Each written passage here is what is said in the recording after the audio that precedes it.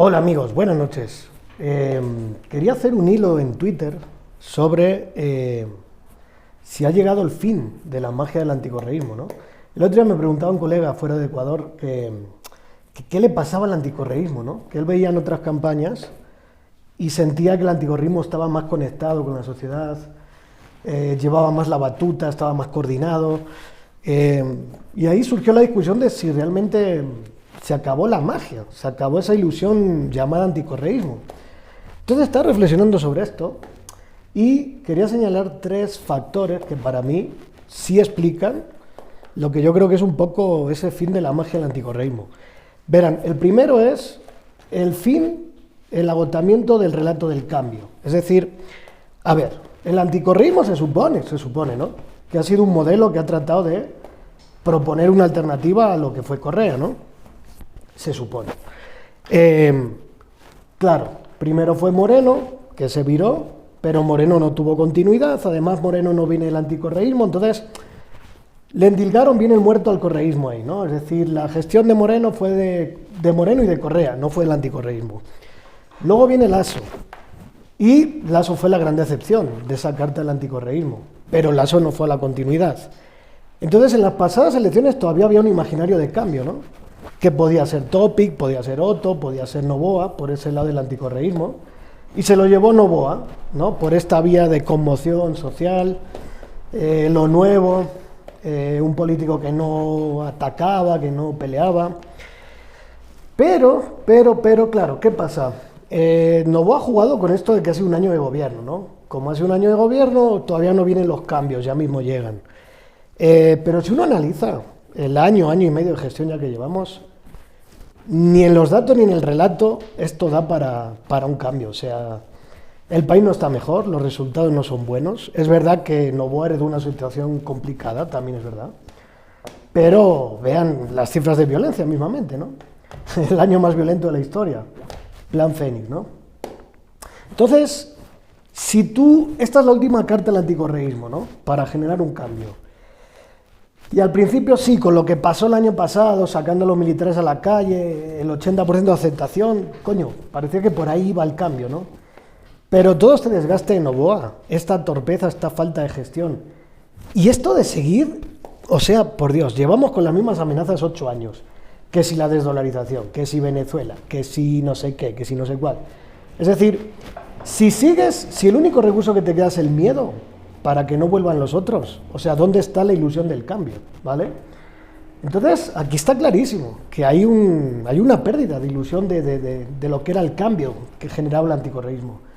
El segundo factor, amigos, es la gestión y la continuidad. Es decir, a ver, porque alguien puede decir, bueno, sí, el anticorreísmo no es la carta del cambio, pero porque está en la gestión. Entonces puede ser la carta de la continuidad. Sí, debería ser así. Toda elección, toda campaña trata de cambio-continuidad. Y Noboa pide la reelección, ¿no? Es decir, es un proyecto de continuidad. Pero es que, ¿cuál es el proyecto del Nuevo Ecuador? Ni ellos mismos saben.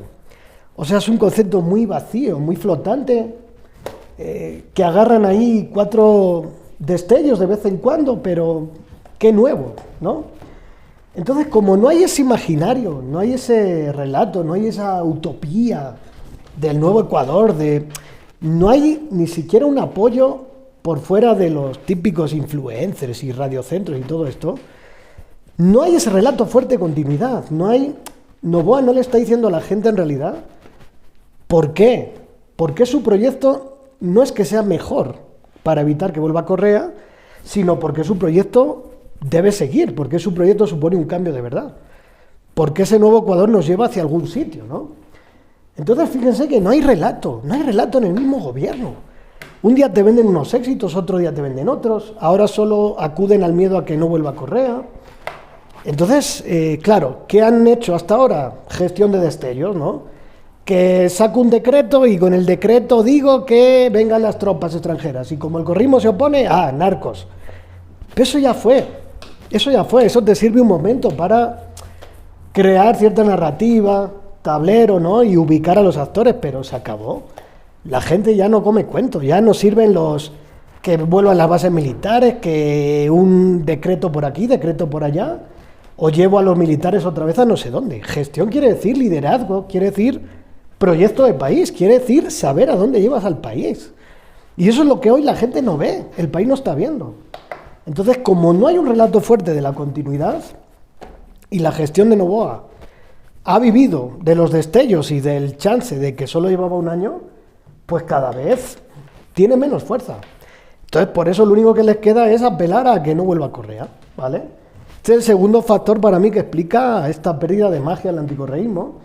Y el tercer factor para mí es que el anticorreísmo hoy está dividido y debilitado. Es decir, miren, acuérdense el 2021, ¿no? La campaña de Lasso, o sea, la alianza Nebot-Lasso. O sea, eso no era cualquier cosa, ¿no?